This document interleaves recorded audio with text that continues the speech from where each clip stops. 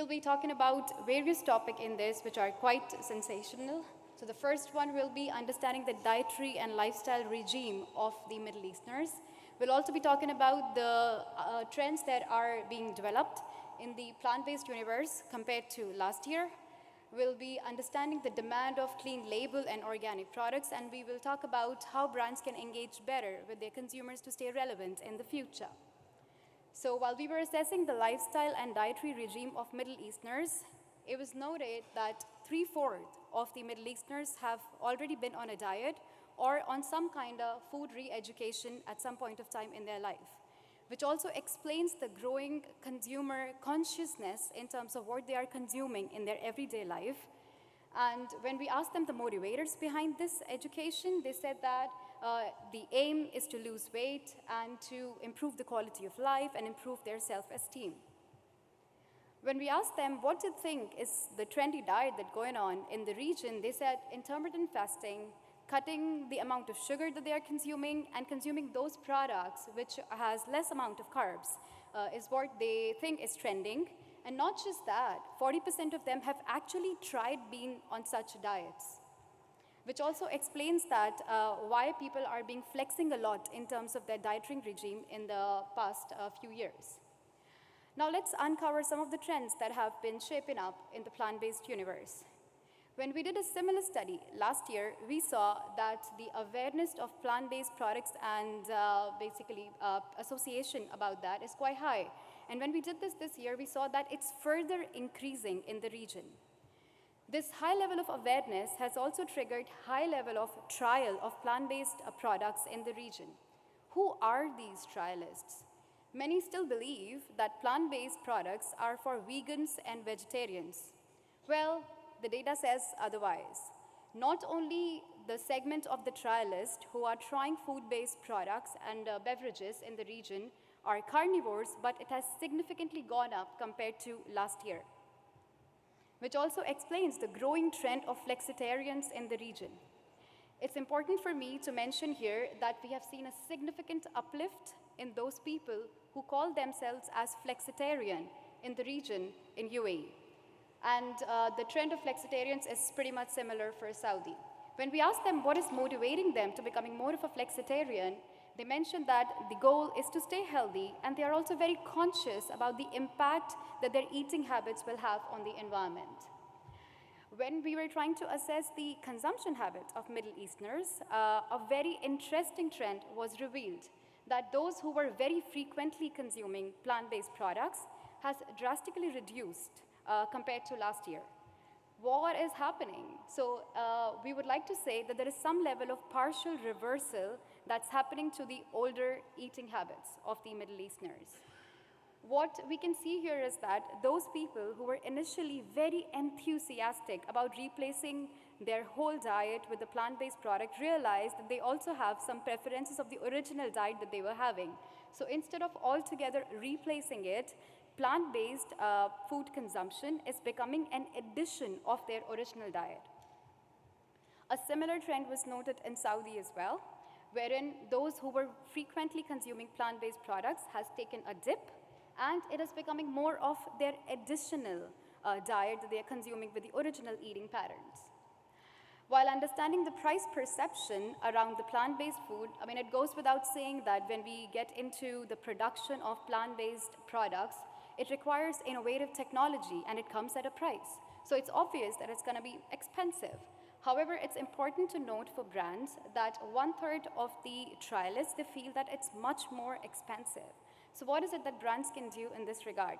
They need to communicate more on the health benefits associated with the plant-based products so that these consumers, when they're comparing the price with the benefits, they don't feel the pinch of the price on their pocket. Moving on to free-from-food products. When we talk about free-from-food, we are essentially talking about products which are gluten-free, dairy-free, nuts. So it's natural to think that primary consumers of free-from-food products would be people with intolerances or allergies. However, the data says, again, something very different. When we were trying to analyze the ecosystem of free-from-food products, it was revealed that more than 40% of the people are health enthusiasts. So it's not the allergy or the intolerances which is becoming the reason behind the greater consumption of free-from-food products, but the health concern. And we found that only 10% of the people complained about the allergies that they are having. When we wanted to understand how frequently they are consuming it, it was revealed that 20% of the people in the Middle East, they are consuming free-from-food products regularly, like more than 3-4 times in a week.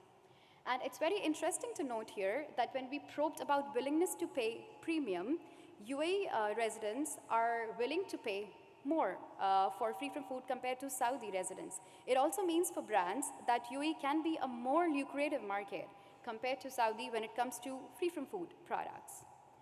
Moving on to the demand for clean label and organic products, it was revealed that more than half of the Middle Easterners are consuming clean label and organic products at least once in a week, which very clearly explains why we see a sudden surge in the demand of clean label and organic products in the region. And they are having it in addition to their current diet rather than a replacement. In terms of assessing premium payment, we have seen that the propensity to pay premium is more for organic products than clean label products. Now, how can brands connect better in this ever-changing and dynamic environment? First and foremost, as we know, the consumers in the Middle East region, they are very conscious of what they're eating. Like, they want to know exactly what ingredients are going in their body. They want to know about transparency, and brands can be as transparent with them as possible. We see that more than 50% of the people in UAE said that they're more concerned about transparency compared to 2 years ago. So in order to gain greater consumer confidence, it's a learning from brands to share as much as possible the health ingredients that they are using in the product, share more information on nutritional facts, and share the labels on the pack, website, so on and so forth. Coming to the last and the most important and insightful section for brands. Ultimately, every brand wants to know how to extract more money from the pocket of their consumers, right? So when we ask the respondents to take everything into perspective and then rank for which attribute they would be willing to pay premium when it comes to purchasing food and beverages, we saw that UAE residents are happy to pay a higher price for freshness, nutritious food, organic, and reputation of the brand has a huge role to play when they are making a final purchase decision. It's important to note that clean label also made its way in the top 5 in UAE. While talking about willingness to pay premium in Saudi, though the top 4 stays the same, it's very important for brands to know that local ingredients is something which is of utmost importance to Saudi residents. So more communication on the use of local ingredients can also generate interest in Saudi buyers.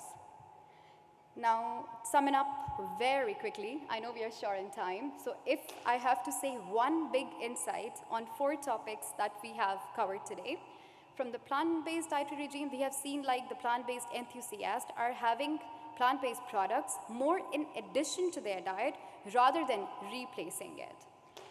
The adoption of free-from-food lifestyle is emanating more from the health perspective rather than the intolerances. More than 60% of the people in the Middle East are consuming organic and clean label products at least once a week, which explains the sustainable growth that we are envisaging.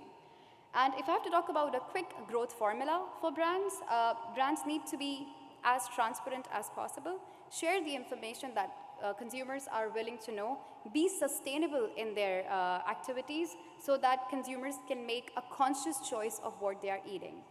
Thank you so much for your attention, and if anyone is interested in getting the report, they can download it from the QR code at Toluna's booth. Thank you so much.